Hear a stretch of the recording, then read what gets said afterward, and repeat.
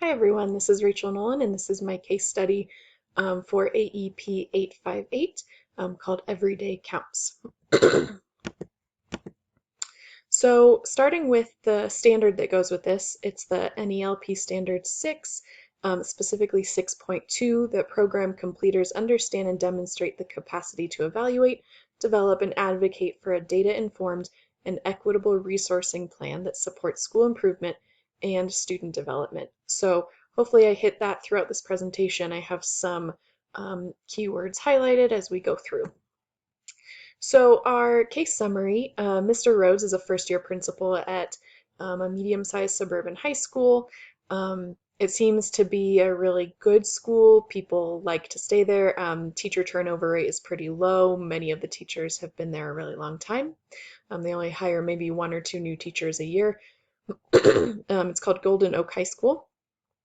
But Mr. Rhodes, in his meeting with the superintendent, has learned that they have the lowest attendance rates of all the high schools in the district. The superintendent went over with him the district policy for attendance, which is that excused absences are allowed only for illness, death in the family, inclement weather, or any reasons pre-approved by the principal. School district policy dictates that after 5 unexcused absences, 10 points should be deducted from the student's quarter grade for that class, and that is not being followed at Golden Oak High School. The superintendent encouraged Mr. Rhodes to work with the court system and social services, and then it's a pretty staggering number that 659 out of the total 965 students have missed 10 or more days in the first semester alone. So clearly this is a problem. So then the principal pulled just 10 random or 5 students at random to look at why they are missing 10 or more days. And here's what he came up with. So the first kid he looked at was Karen, who's a junior. Her grades were good, but her absences started picking up this year. And then he found that she was married right before school started. Counselors have not spoken with her despite the parents requesting counselors speak with them. And then she seems to miss random days. She didn't take one of her midterms, so that is a problem. Our next kid is Tyrone. He's in 10th grade. He's an honors student, but his grades are only average now. He's missed 2 weeks due to family trips. So the first one was the mom taking him to Washington, D.C. with her. The second one was dad taking him to Canada with them.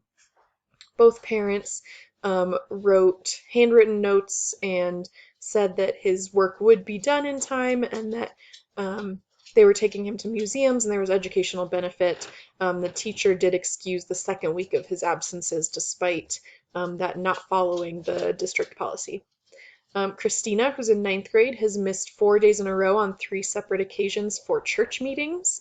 In her file, signed notes from the minister citing that she's going to church meetings out of town, but it doesn't say anything else. The homeroom teacher is excusing these absences and getting the notes, and she's missing several major tests. Her grades are not good, and her math teacher wants to conference with her parents. Carl's a 10th grader. He goes to normal school in the morning and then vocational school in the afternoon, but he's missing random days. A truancy officer has been to his house, and when they talked to the parents said that they don't support strong attendance. They think it's their business. It's not the school's business. The dad did not finish high school and says if Carl does not want to finish high school, he'll have a job with the dad. Carl has 2 younger siblings that we are concerned are possibly also truant. And then finally, John is in 11th grade. He's the quarterback of the football team. He has had physical therapy every Tuesday and Thursday from noon until 2:30. The doctor ordered that and said he could keep playing football if he does that. But then the athletic director has also requested that John be excused from school Friday afternoons to go home and rest. Teachers don't think his absences are excessive, even though he's missing 3 afternoons a week. So some legal and ethical issues with this case. Many students are truant. A lot of students are truant here at this school. There is a thing called parens patriae, which states that states can require students or parents to send their kids to school because it affects the welfare of the state. There is a pertinent Supreme Court case, Prince versus Massachusetts, that does say it's the state's prerogative to send kids to school if parents are not doing it themselves. That falls under child welfare. And so legally, parents need to be sending their students to school. And then teachers are accountable for documenting attendance accurately. It doesn't seem like they are in this case. I'm also wondering about Karen, if she is old enough to be married, because that seems really strange to me. And then the separation of church and state can be an issue, that we're excusing absences for weeks at a time for church meetings. Doesn't seem okay. So to sum it up, it's clear that neither families nor staff members are valuing strong attendance at this school, and they are not adhering to district policy regarding attendance. So to synthesize the facts, what I know and what I don't know, I know that the teachers are of mixed concern. It seems like some teachers don't care about attendance and some do. Same with parents, that some are not really caring about their students' attendance and some are trying to work around it. We have working, commuting parents that are often not home after school. I thought it was strange that the homeroom teachers are excusing absences. I've never been at a school that teachers are allowed to decide that.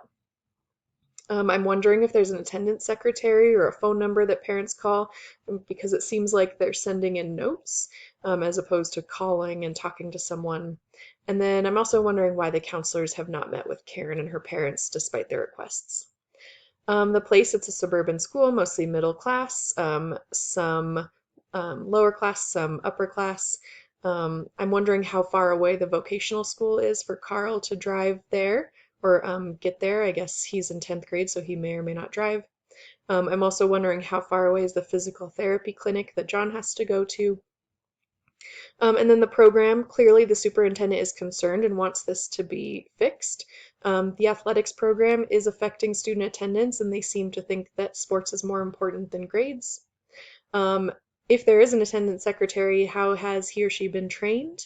How did the previous principal approach attendance? Because clearly they were not as strict with it.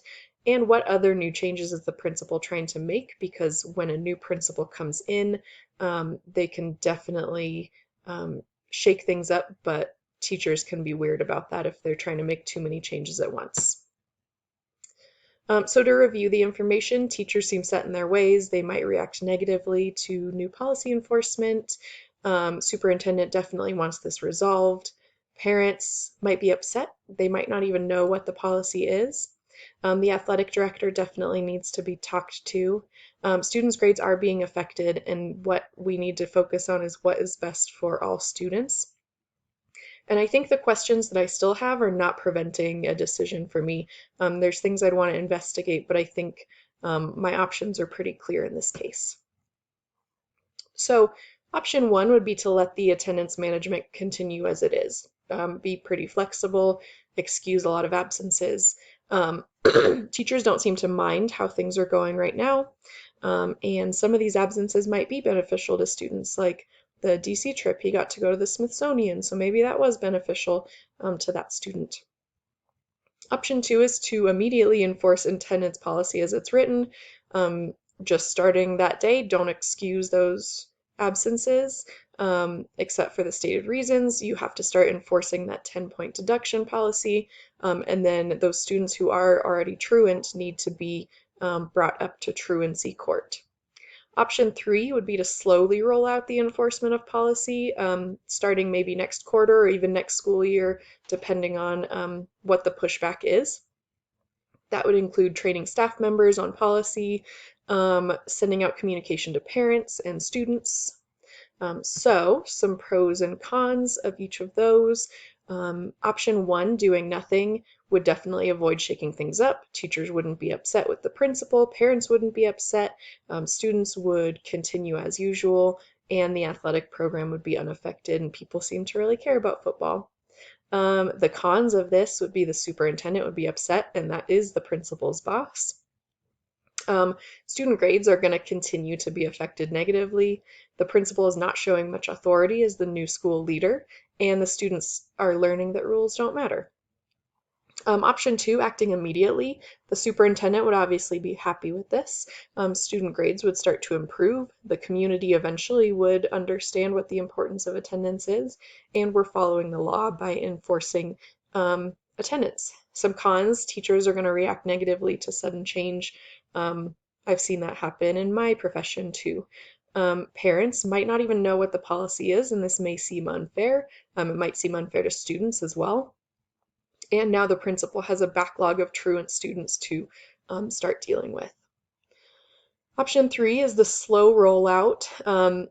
It gives you more time to train everybody and to make sure they really understand why this policy is in place and why it's being enforced.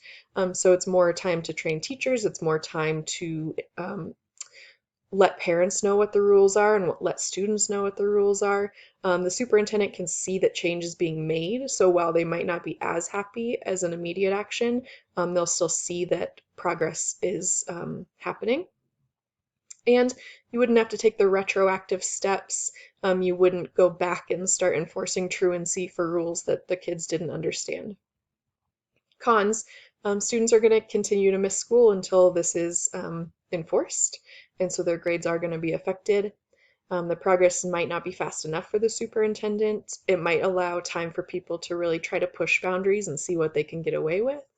And rule enforcement can get hazy in that time where we've already informed parents, but are they still trying to excuse students, and what do we do in those cases? So I think the best option is my option 3, a slow rollout, because students are going to continue to miss school, but everyone is going to understand and get behind that policy. It gives us time to advocate for that strong attendance policy in the community, and it allows time for the principal to retrain or hire an attendance secretary to talk with individual parents and counselors. No one feels they're being punished for a rule that they didn't know.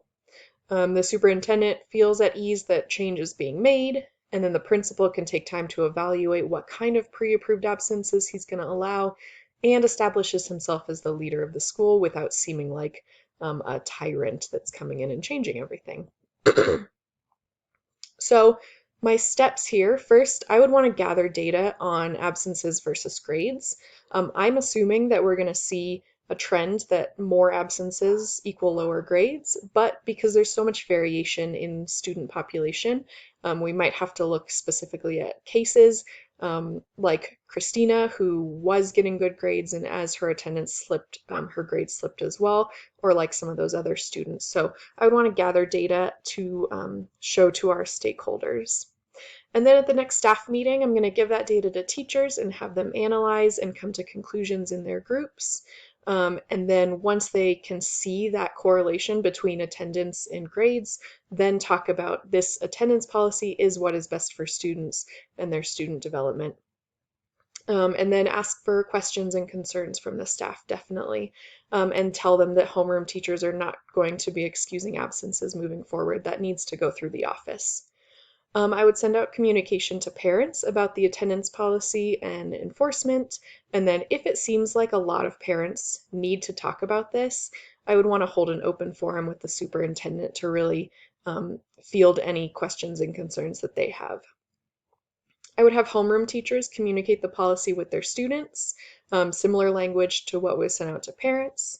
And then I would want to meet with select individuals case by case. So the counselor needs to meet with Karen and her parents. The athletic director I'm a little worried about because it seems like he's been there a long time and knows what he wants to do, but he can't be having his kids take off an afternoon to rest. Parents, specific parents need to be talked to about policy. Attendance secretary needs to be retrained or hired. And then following up on Carl's family, seeing if his siblings are truant at other schools. And then I would start enforcing the policy strictly at the start of the new quarter. And finally, I would start collecting data from when this policy is in place to show that it is actually having an impact. So coming back the next school year and showing that once we were enforcing this, grades went up, and that's why we're doing this. So thank you for watching, and I hope that was informative.